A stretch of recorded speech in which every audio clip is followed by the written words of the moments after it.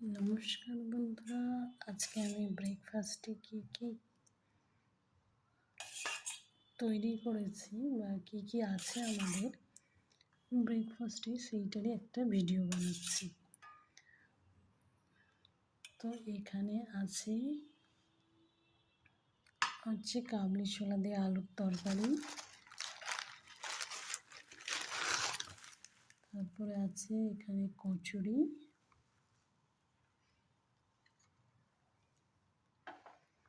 এবং তার সাথে আছে একটু মিষ্টি।